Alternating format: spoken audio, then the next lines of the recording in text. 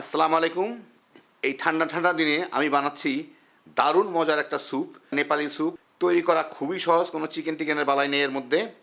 একদম অন্য রকমের, কিন্তু খাইতে যে কি মজা! একবার শুরু করলে কয়েক বাটি খেয়ে ফেলতে পারবেন। তো আসেন দেখি শুরু করা যাক।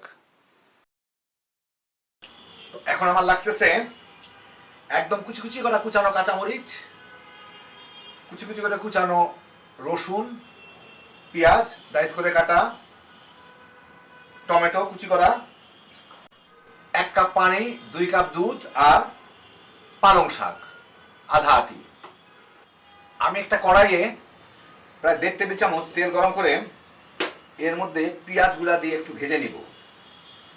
আমি কিন্তু হাই হিটে রান্না করতেছি, পেঁয়াজগুলো সিদ্ধ হওয়ার দরকার নাই, একটু হালকা বাদামি দাগ লাগলেই হয়ে যাবে। পেঁয়াজের সাইডগুলো একটু হালকা বাদামি হওয়া শুরু করলেই এর মধ্যে আমি রসুনগুলা দিয়ে দেবো। এখানে প্রায় 1 টেবিল চামচ রসুন কুচি করা আছে, দিয়ে এর সাথে একটু ভেজে নিব যাতে রসুনগুলো একটু হালকা বাদামি হয়, কিন্তু একদম পুরো বাদামি হয়ে না যায়, ফ্লেভারটা চলে আসে। হাইটে ভেজে আধা মিনিটের মধ্যে রসুনটা একটু বাদামি দাগ লাগা শুরু হলেই আমি এর মধ্যে দিয়ে দিব কাঁচামরিচ কুচকুচি করে রাখা, 3টা বড় সাইজের কাঁচামরিচ কুচকুচি করে রাখছি, ওগুলো দিয়ে এর সাথে সামান্য একটু ভেজে নিব। একটু নাড়াচাড়া করে নিলে গরম তেলের সাথে একটু ভেজে নিলে কাঁচামরিচের ফ্লেভারটা ভালো আসে।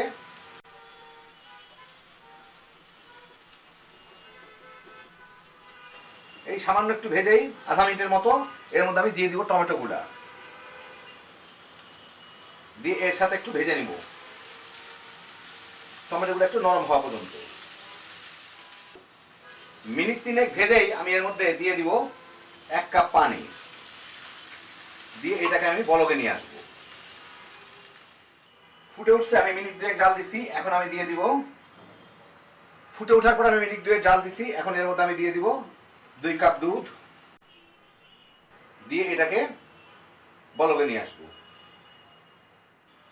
একই সাথে দিয়ে দিব স্বাদ মতো লবণ।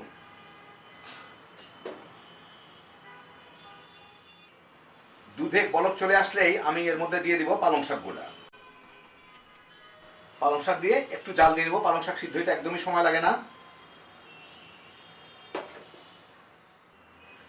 বলক আসার পরে মিনিট 2 জাল দিয়ে নিলাম, হয়ে গেল আমার দারুণ মজার নেপালি স্যুপ।